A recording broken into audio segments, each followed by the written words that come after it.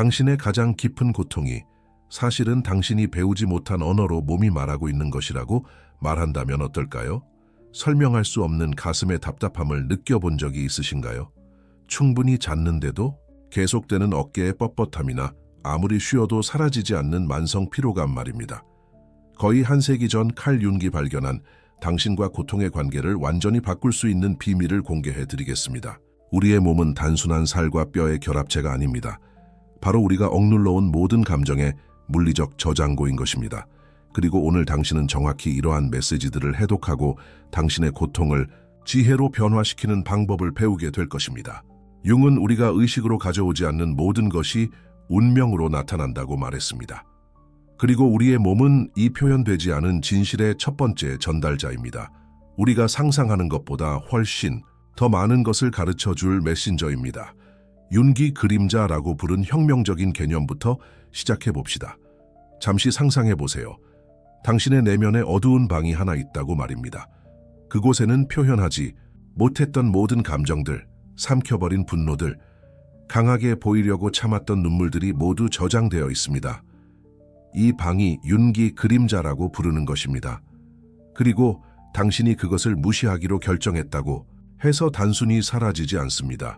그림자는 우리가 자신 안에서 거부하는 모든 것으로 형성됩니다. 당신의 정신을 집으로 상상해 보세요.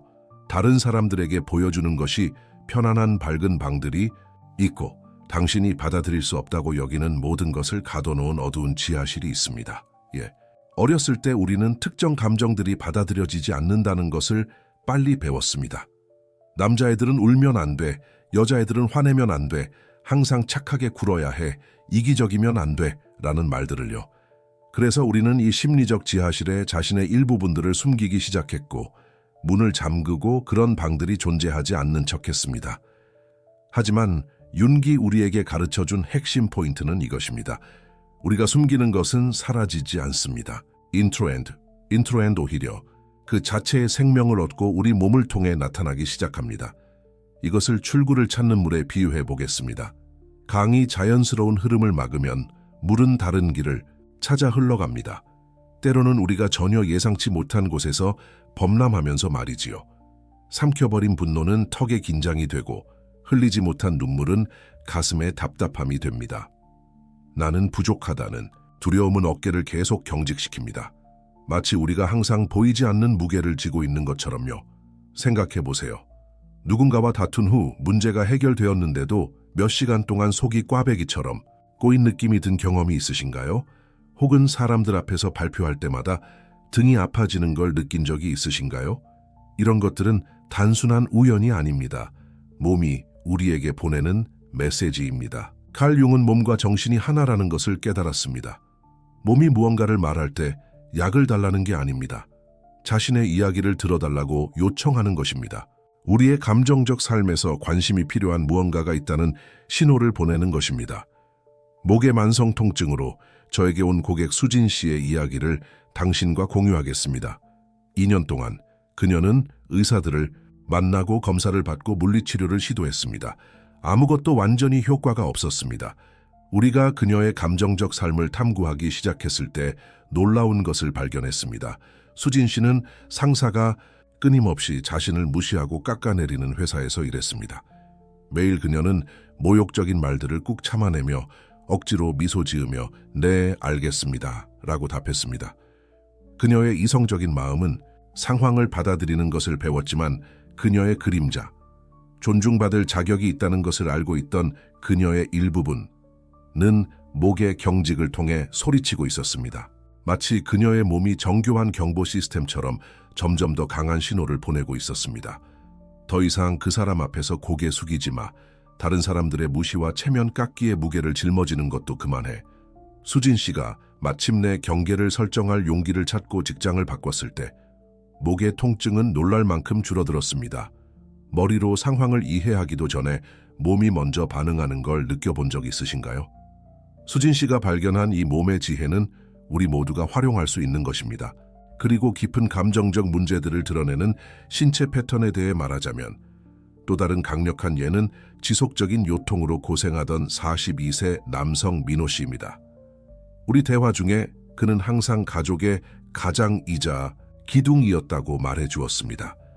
청소년 때부터 부모님을 봉양하고 형제들을 재정적으로 도우며 모든 사람의 문제를 해결했습니다. 민호 씨는 자신의 그림자, 돌봄받고 싶어 하는 마음, 쉬고 싶은 욕구, 때로는 단순히 싫습니다라고 말하고 싶은 부분, 이 계속 억눌려 왔다는 것을 깨닫지 못했습니다. 그의 등은 말 그대로 항상 가족의 대들보가 되어야 한다는 감정적 무게를 짊어지고 있었습니다. 융은 이런 신체 증상들이 사실은 통합으로의 초대장이라고 가르쳤습니다. 당신의 고통을 문 앞에서 계속 노크하는 택배기사라고 생각해 보세요. 당신이 그 메시지를 받았다는 확인 서명을 할 때까지 절대 포기하지 않을 것입니다. 이러한 증상들은 우리가 더 깊이 보고 그림자로 추방된 자신의 일부분들을 인식하도록 부릅니다. 그렇다면 우리는 어떻게 이 영혼의 신체 언어를 이해할 수 있을까요? 첫 번째 단계는 윤기 말한 의식적 주의를 기르는 것입니다. 여기 당신과 불편함의 관계를 완전히 바꿀 수 있는 실용적인 방법이 있습니다. 단순히 통증이 생겼을 때 진통제를 복용하는 대신 잠시 멈춰서 생각해 보세요. 자신의 경험을 탐정처럼 세심하게 관찰해 보세요. 스스로에게 물어보세요. 이 통증이 시작되었을 때 내 감정적인 삶에서 무슨 일이 일어나고 있었지? 내가 완전히 처리하지 못한 상황이 무엇인가? 예를 들어 어깨에 긴장감을 느낄 때 그것은 자신의 것이 아닌 책임을 떠안고 있기 때문일 수 있습니다. 가슴에 답답함을 느낄 때 그것은 표현되지 않은 감정들이 출구를 찾고 있다는 신호일 수도 있습니다. 잦은 두통은 감정적으로 처리해야 할 상황들을 지나치게 이성으로만 통제하려고 한다는 신호일 수 있습니다. 융의 지혜는 우리 몸이 적이 아닌 동맹이라는 것을 보여줍니다. 몸은 통증과 불편함으로 우리를 방해하려는 것이 아닙니다. 오히려 우리를 전체성으로 의식적인 마음과 그림자의 통합으로 이끌려고 하는 것입니다. 의료적 관심이 필요한 통증과 감정적 메시지를 담고 있는 통증 사이에는 근본적인 차이가 있습니다. 의료적 통증은 일반적으로 식별 가능한 물리적 원인이 있고 기존 치료법에 잘 반응합니다.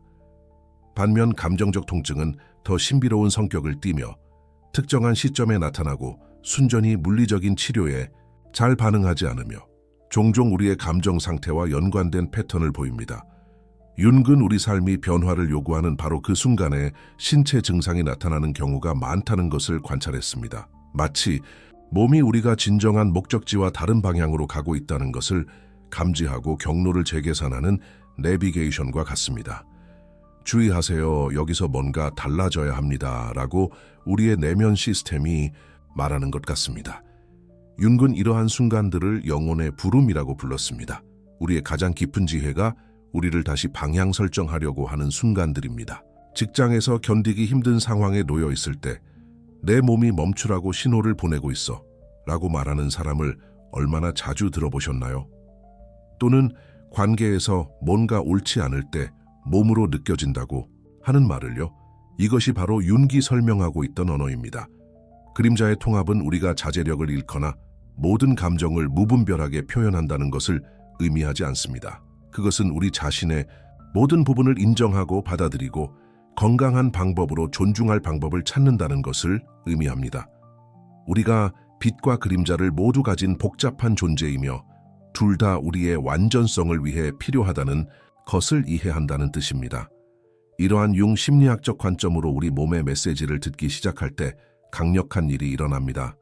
마치 마침내 물살을 거슬러 헤엄치기를 멈추고 강이 흐름을 타며 나아갈 수 있다는 것을 깨닫는 것과 같습니다. 신체 증상이 줄어들 뿐만 아니라 우리는 더 진정성 있고 더 통합된 방식으로 살기 시작합니다. 우리 자신의 일부를 억압하는 데 에너지를 낭비하는 것을 멈추고 그 에너지를 성장하고 변화하는 데 사용하기 시작합니다. 생각해 보세요.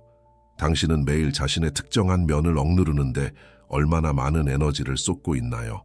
이제 저와 함께 간단한 연습을 해보시기 바랍니다. 잠시 눈을 감고 몸 전체를 스캔해 보세요.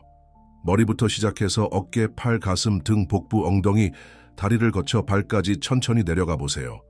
긴장이나 불편함 또는 특별한 감각을 느끼는 부위가 있나요? 아직은 아무것도 바꾸려 하지 말고 단순히 관찰해 보세요. 깊게 호흡하며 마음으로 몸의 그 부분에게 말해 보세요.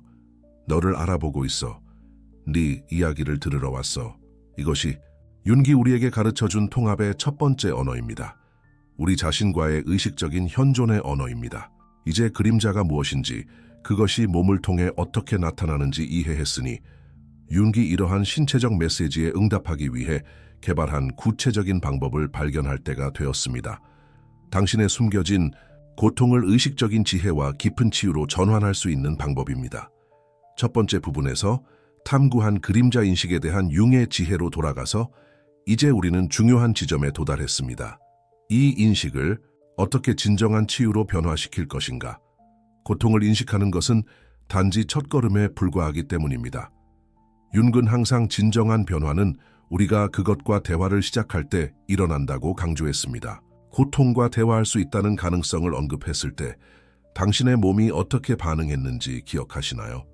그 반응 자체가 이미 윤기 그토록 정확하게 묘사한 개성화 과정의 시작입니다. 칼 융에 따르면 개성화 과정은 우리 자신의 일부를 제거하는 여정이 아니라 그것들을 통합하는 것입니다. 당신의 신체적 고통, 어깨에 느끼는 긴장감, 목의 경직, 가슴의 압박감, 이 모든 것은 당신의 정신이 오랫동안 당신과 소통을 시도해온 대화의 일부입니다. 윤근 혁명적인 것을 발견했습니다. 우리가 성격의 측면들, 두려움, 분노, 슬픔, 실망을 억압할 때 그것들은 단순히 사라지지 않는다는 것입니다. 마치 수영장에서 비치볼을 물속에 잠기게 하려는 것과 같습니다. 더 세게 누를수록 더 강한 힘으로 수면 위로 튀어오르려 합니다. 억압된 이러한 측면들은 몸을 통해 나타나며 실제로는 우리 영혼의 암호화된 메시지인 신체 증상들을 만들어냅니다. 잠시 생각해 보세요. 몸의 고통을 느끼고 바로 진통제로 그것을 잠재우려 했던 적이 몇 번이나 있었나요? 그 고통이 훨씬 더 깊은 무언가를 소통하려 할 수도 있다는 것을 고려하지 않고 단순히 신체적 문제로만 해석했던 적이 몇 번이나 있었나요? 윤근 능동적 상상이라는 기법을 개발했습니다. 우리 자신의 거부된 부분들과 의식적인 대화를 나누는 방법입니다. 서로 다른 언어를 쓰는 당신의 두 부분, 즉 의식적 마음과 몸의 지혜 사이에서 통역사 역할을 한다고 상상해 보세요. 이제 당신의 신체적 고통과 대화하기 위해 이 기법을 구체적으로 어떻게 적용하는지 보여드리겠습니다. 하지만 그 전에 당신이 근본적인 진실을 이해해야 합니다. 당신의 몸은 당신의 적이 아닙니다. 당신의 고통은 당신을 방해하려는 것이 아닙니다. 오히려 그것은 당신이 아마 인식하지도 못하는 파괴적인 패턴에서 당신을 구하려 하고 있는 것입니다. 윤기 그림자의 통합에 대해 말할 때 그는 우리가 부인하는 심리적 측면들만을 언급한 것이 아니었습니다. 그는 우리의 몸이 처리되지 않은 모든 정서적 경험들의 물리적 저장소라는 것을 이해했습니다. 긴장된 각각의 근육은 이야기를 말합니다. 고통의 각 지점은 기억을 간직하고 있습니다. 특정한 사람들이나 상황들이 당신의 고통을 즉시 악화시킨다는 것을 느껴보신 적이 있나요? 이것은 우연이 아닙니다. 당신의 몸이 정밀하게 조율된 악기처럼 특정한 감정의 주파수와 공명하며 반응하는 것입니다. 당신의 몸은 세포에 저장된 치유되지 않은 기억들을 활성화하는 에너지나 패턴에 반응합니다. 의식적 마음은 잊었을 수도 있지만 몸은 정확하게 기억하고 있는 기억들의 말입니다. 그림자와의 대화를 통한 융의 치유 방법은 당신의 신체적 고통과 진정한 대화를 나누도록 적응시킬 수 있습니다. 그리고 당신의 휴식 시간을 자기 치유의 실험실로 변화시키는 야간 의식을 통해 정확히 어떻게 하는지 가르쳐 드리겠습니다. 하지만 여기 당신의 고통과의 관계를 진정으로 변화시킬 것이 있습니다. 이 치유적 대화를 시작하기 위한 실용적 프로토콜입니다. 먼저 이것이 수동적 시각화 연습이 아니라는 것을 이해해야 합니다. 이것은 당신에게 매우 중요한 말을 해줄 것이 있는 당신의 일부와의 진정한 만남입니다. 윤근 항상 능동적 상상이 완전한 현존과 진정으로 듣고자 하는 의지를 요구한다고 강조했습니다. 먼저 이것이 수동적 시각화 연습이 아니라는 것을 이해해야 합니다. 이것은 당신에게 매우 중요한 말을 해줄 것이 있는 당신의 일부와의 진정한 만남입니다. 윤근 항상 능동적 상상이 완전한 현존과 진정으로 듣고자 하는 의지를 요구한다고 강조했습니다. 오늘 밤 누울 때 잠들려고 하기 전에 가장 많은 아픔이나 긴장을 느끼는 부위에 손을 올려놓으세요. 눈을 감고 긴장을 풀거나 고통을 사라지게 하려 하는 대신 완전히 다른 일을 하세요. 그것을 환영하세요. 네, 맞게 들으셨습니다. 마음속으로 또는 속삭이듯 말하세요. 나는 당신을 봅니다. 나는 당신을 느낍니다. 당신이 무엇을 전하고 싶은가요? 융은 우리 자신의 거부된 측면들과 싸우는 것을 멈추고 그들과 대화를 시작할 때 마법 같은 일이 일어난다는 것을 발견했습니다. 그들이 변화하기 시작한다는 것입니다. 마치 야생마를 힘으로 제압하려 하는 것과 인내와 존중으로 다가가는 것의 차이와 같습니다. 순간 저항이었던 것이 협력이 됩니다. 신체 증상을 만들고 있던 바로 그 에너지가 치유의 힘이 됩니다. 그리고 바로 이 변화의 원리가 우리를 고통과의 관계를 혁신할 수 있는 구체적인 기법으로 이끕니다. 7개의 치유하는 말의 실천, 이는 융의 지혜와 몸마음 소통에 매우 효과적인 프로토콜을 결합한 방법입니다. 한 손은 가슴 위에, 다른 한 손은 아픈 부위에 올려놓으세요. 깊게 3번 숨을 쉬고 이 7개의 말을 하세요. 마음속으로든 작은 목소리로든 나는 당신의 말을 듣습니다. 나는 당신을 받아들입니다. 나를 가르쳐 주세요. 이 간단한 문구는 3가지 강력한 일을 합니다. 첫째, 판단 없이 고통의 존재를 인정합니다. 둘째, 저항을 멈추고 일어나고 있는 것을 받아들입니다. 셋째, 당신을 희생자에서 학습자로 변화시킵니다. 이 말들을 한 후에는 조용히 있으면서 관찰하세요. 어떤 반응도 강요하지 마세요. 단지 감각, 이미지, 기억 또는 통찰이 자연스럽게 떠오르도록 허용하세요. 융은 이를 정신이 스스로 말하게 하는 것이라고 불렀습니다. 고통이 움직이거나 잠시 강해지거나 또는 심지어 줄어들기 시작하는 것을 느낄 수 있습니다. 마음속에 이미지를 보거나 과거 상황들을 기억하거나 행동 패턴에 대한 통찰을 얻을 수 있습니다. 이 모든 것들은 당신의 그림자가 당신과 소통하는 방식들입니다. 마치 당신이 마침내 늘 방송하고 있었지만 수신할 수 없었던 라디오 방송을 올바른 주파수에 맞춰 듣게 된 것과 같습니다. 융이 발견한 흥미로운 사실이 있습니다. 우리가 진정으로 신체적 고통을 심리적 메시지로 받아들일 때 의식적인 마음만으로는 결코 찾아낼 수 없는 연결고리들을 드러내게 됩니다. 예를 들어 어깨의 긴장은 당신이 다른 사람들을 위해 짊어지고 있는 감정적 무게와 관련이 있을 수 있습니다. 목의 통증은 영혼이 자신에게 너무 엄격하게 굴지 말라고 전하는 메시지일 수 있습니다. 가슴의 압박감은 당신이 완전히 느끼는 것을 허용하지 않았던 오래된 슬픔을 처리하려는 마음의 시도일 수 있습니다. 다음 단계는 더 구체적인 대화를 시작하는 것입니다. 고통의 첫 번째 응답을 듣고 난 후 직접적인 질문을 해보세요. 어떤 상황이나 사람으로부터 나를 보호하려고 하는 거야? 또는 나를 위해 어떤 감정을 품고 있는 거야? 융은 신체적 증상이 종종 정신이 개발한 보호 메커니즘이라고 가르쳤습니다. 당신의 고통을 현재 상황에 대한 업데이트를 받지 못한 채 과거의 방식으로 보호하려는 경호원처럼 생각해 보세요. 당신의 고통은 과거의 트라우마를 다시 경험하는 것으로부터 보호하기 위해 특정한 방식으로 움직이는 것을 막고 있을 수 있고, 또는 당신의 영혼이 아직 마주할 준비가 되지 않은 상황들을 피하기 위한 무의식적 핑계를 만들어내고 있을 수 있습니다. 하지만 이 내적 경호원과 대화하여 상황이 변했다고 설명할 수 있다면 어떨까요? 지금 보여드릴 내용은 당신이 모든 신체적 불편함과 관계를 맺는 방식을 완전히 바꿀 수 있습니다. 답을 얻으려 서두르지 마세요. 어떤 깨달음은 즉시 오고 어떤 것들은 꾸준한 연습을 통해 며칠이나 몇 주가 걸릴 수 있습니다. 중요한 것은 몸과의 새로운 관계를 형성하는 것입니다. 몸을 고쳐야 할 대상이 아니라 개성화 과정에서 현명한 동반자로 여기는 것입니다. 이제 가장 변화를 가져다주는 부분이 옵니다. 통합입니다. 고통이 전달하려는 내용에 대한 통찰을 받았을 때 단순히 문제를 이성적으로 해결하려 하지 마세요. 대신 알고 있던 유일한 방식으로 당신을 돌봐준 그 부분에 감사하세요. 이런 말을 해보세요. 그동안 나를 지켜줘서 고마워. 이제 네가 나에게 알려주려던 것을 이해했어. 함께 이 문제를 다루는 새로운 방법을 찾아보자. 융은 증상 뒤에 있는 긍정적인 의도를 존중할 때 그것들이 자연스럽게 변화하기 시작한다는 것을 발견했습니다. 긴장과 고통을 만들어내는 데 사용되던 에너지가 치유와 성장으로 재전환될 수 있습니다. 고통과의 이 야간 대화 과정은 빠른 완화 기법이 아닙니다.